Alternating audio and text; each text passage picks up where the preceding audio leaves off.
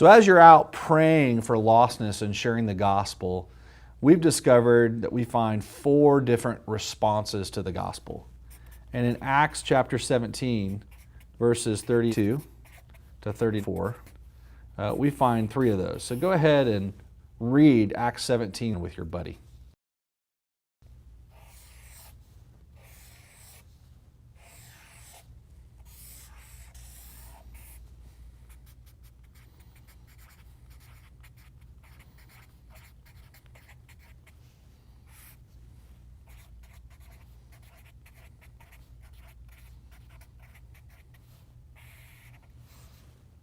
Okay, everybody get a chance to read with your training buddy?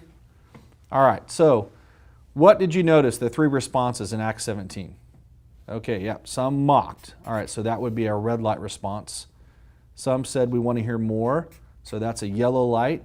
And then some wanted to repent and believe. That's a green light response. So let's go ahead and define these. So a red light would be somebody who says no. Whether they're rude or they're kind, they're saying no to either you or to the gospel. That would be a red light response. A yellow light response would be somebody who says, maybe, I'm interested, but I'm not ready to follow Jesus yet.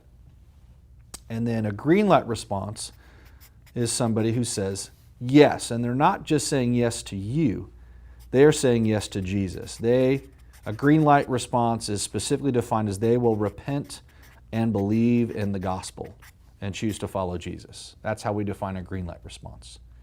And we've noticed in the harvest a 4th response where they say, hey, I'm a Christian. I'm a follower of Jesus. So we are going to encounter believers out in the harvest. So these are the 4 different types of responses. Go ahead and practice defining them with your training buddy.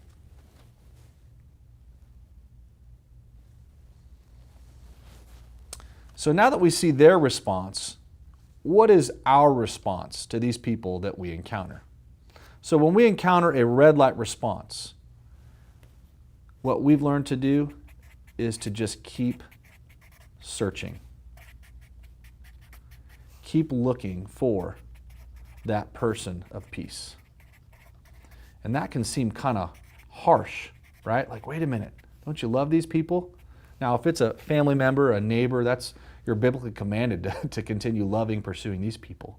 But as you're out just searching publicly in the harvest, we need to keep looking for that person of peace. And to help you understand, I'll tell you a story, an illustration of a doctor. Let's say that one day you found out that your entire family was diagnosed with a terminal illness, and they had 24 hours to live.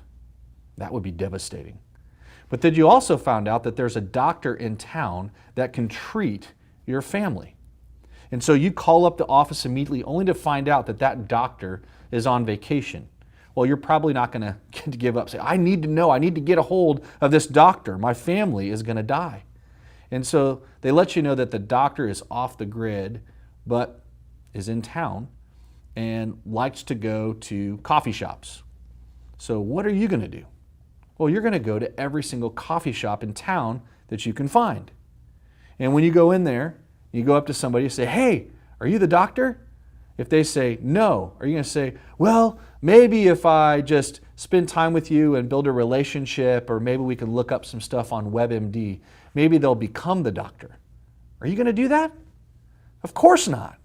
You're not going to do that because there's a sense of urgency that your family is perishing and you need to find that specific doctor who can treat them.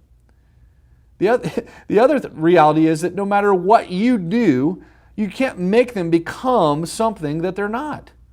Well, it's the same way as we're engaging lost communities with the gospel. There are God-prepared people out there who are just waiting in the harvest.